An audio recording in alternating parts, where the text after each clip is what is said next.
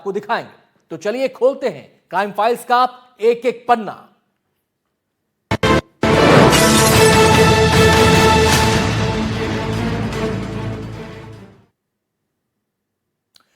रविवार का दिन, दिल्ली की एक आम सी दोपहर, लेकिन पीरागढ़ी फ्लाईओवर पर खड़ी एक सफेद कार पूरी राजधानी को हिला देने वाली थी।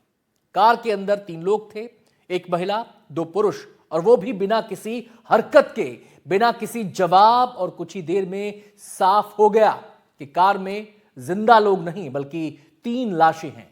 सवाल है कि यह मामला आत्महत्या का है या फिर कोई सोची समझी साजिश। आज की एक कहानी दिल्ली के पीरागढ़ी फ्लाईओवर की है, जहां मौत खामोशी से आई और पीछे छोड़ गई कई अनसुलझे सवाल।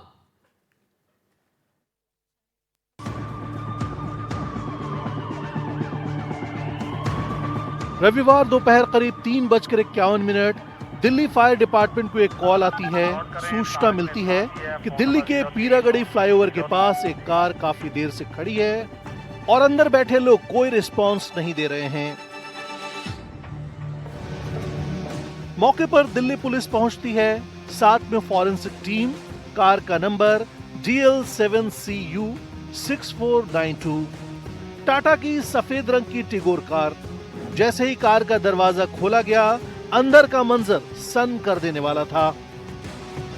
राजधानी दिल्ली के पीरागढ़ी इलाके में एक कार में 3 लोगों के शव मिलने के बाद इलाके में हड़कंप मच जाता है और जिस जगह पर उस गाड़ी में शव मिले उसी जगह पर हम मौजूद हैं। मेरे ठीक बाईं ओर आप देख पाएंगे पीरागढ़ी का फ्लाईओवर, और उसके पास ये जो रास्ता आपको सामने नजर आएगा, इसी जगह पर दोपहर में 3:51 के आसपास जो सूचना है एक गाड़ी में 3 लोगों के शव होने की, ये फायर विभाग को मिलती है, जिसके बाद सूचना दिल्ली पुलिस को मिलती है। दिल्ली पुलिस के साथ साथ जो इलाके के DCP हैं वो तत्काल मौके पर पहुंचते हैं, इलाके को चारों तरफ से घेर कर गाड़ी को अपने कब्जे में लेते हैं और जिसके बाद जो जांच है वो शुरू होती है।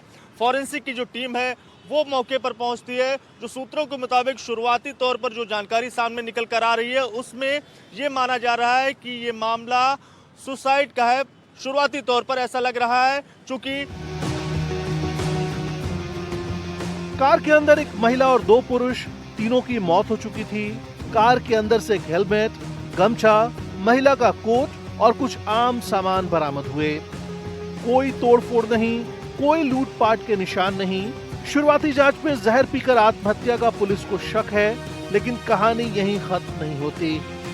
राजधानी दिल्ली के पीरागढ़ी फ्लाईओवर के पास एक कार से 3 शव जो हैं वो बरामद हुए हैं, और जिस कार से 3 शव बरामद हुए हैं उसकी हम आपको तस्वीर दिखा देते हैं। DL7CU 6492 इस गाड़ी का नंबर है, और इस गाड़ी के अगर अंदर की हम आपको तस्वीर दिखाएं तो आप यहाँ पर देख पाएंगे कि गाड़ी के अंदर जो एक हेलमेट है वो रखा हुआ है, और जो गमछा है वो यहाँ पर रखा हुआ है, और इसके साथ साथ महिला का स्वेटर जो है वो भी रखा हुआ है। और जिन लोगों के शव इस गाड़ी से बरामद हुए हैं उनकी पहचान की अगर बात करी जाए तो उनके नाम रणधीर सिंह, लक्ष्मी सिंह और शिव नारायण के रूप में हुई है।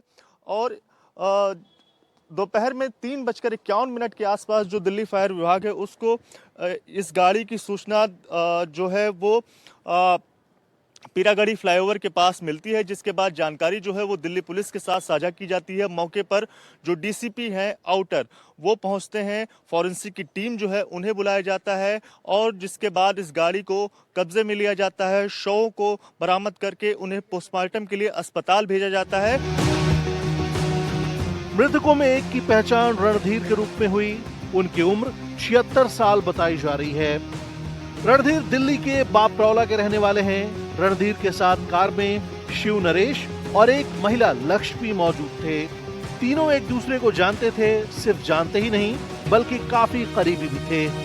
जो लूटपाट या फिर किसी भी तरह की जो मारपीट की संभावना जो है वो जो तीनों के शव एक गाड़ी से बरामद हुए हैं उनमें कहीं भी नजर नहीं आ रही है, तो इस वजह से इसे सुसाइड का केस माना जा रहा है। लेकिन फिलहाल की बात करें तो पुलिस ने तीनों शव को कब्जे में लेकर पोस्टमार्टम के लिए भेज दिया है, और आसपास के जो CCTV फुटेज है उनके आधार पर इस पूरे मामले की जांच करने में दिल्ली पुलिस जुटी हुई है। गाड़ी आखिरी बार किस जगह पर थी और किस लोकेशन से पीरागढ़ी फ्लाईओवर तक पहुंची, इसके बारे में जो जानकारी है वो जुटाने की जो कोशिश है वो दिल्ली पुलिस की तरफ से लगातार की जा रही है।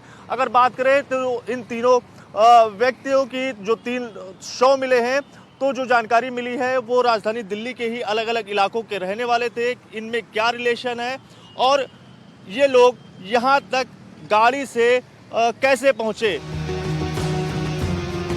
घटना के बाद एनडीटीवी की टीम मृतक रणधीर के घर पहुंची।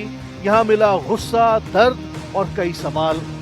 परिवार किसी भी हालत में इसे आत्महत्या मानने को तैयार नहीं है।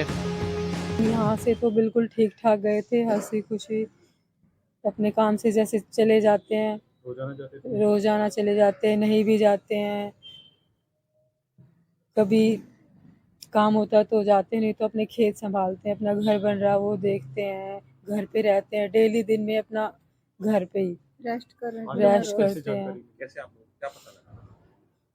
हम लोगों को तो बाहर से ही पता लगा कि एक्सीडेंट हो गया है, ये बताया गया। पहले तो 3 लोग थे और फिर मतलब कई फोन आ रहे थे, कोई कुछ बोल रहा था, कोई कुछ। सुसाइड का क्या मतलब हुआ? सुसाइड बिल्कुल भी नहीं, सुसाइड तो कोई सा दूर भी नहीं, बहुत अच्छे नहीं थे, बातें करते हो, कुछ परेशान से दिखते हो, किसी का कोई लेन देन हो? बिल्कुल नहीं।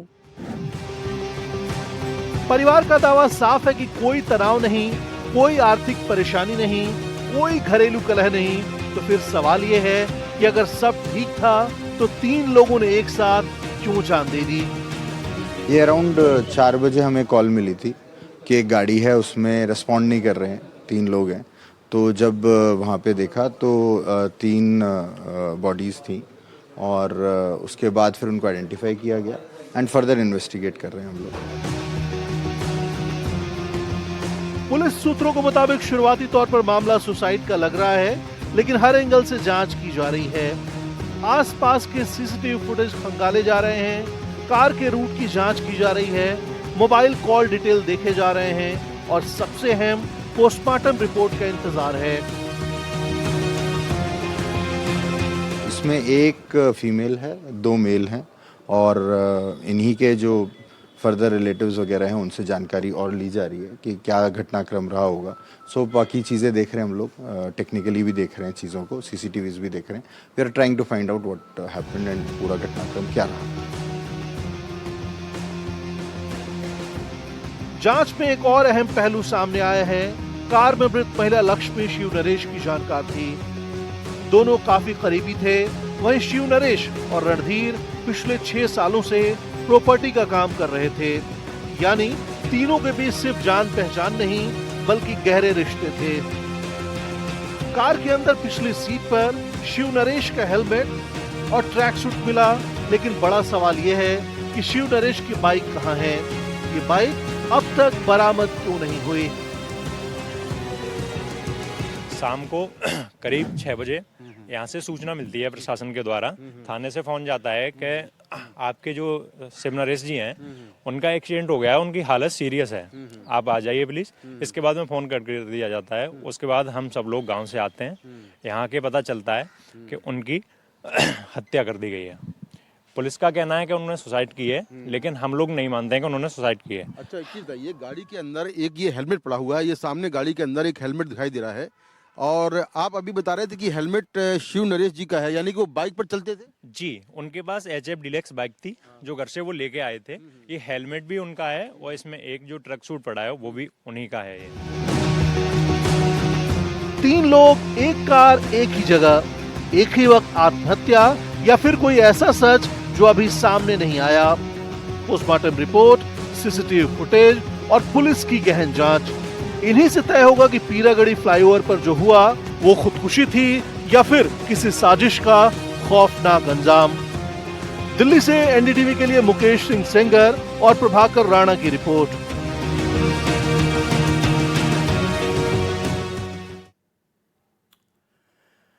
राजधानी भोपाल से एक सनसनीखेज खुलासा हुआ है। एमडी ड्रग्स तस्करी के कुख्यात यासीन मछली गैंग से जुड़ा एक और नाम अब नाबालिग से दुष्कर्म केस में सामने आया है।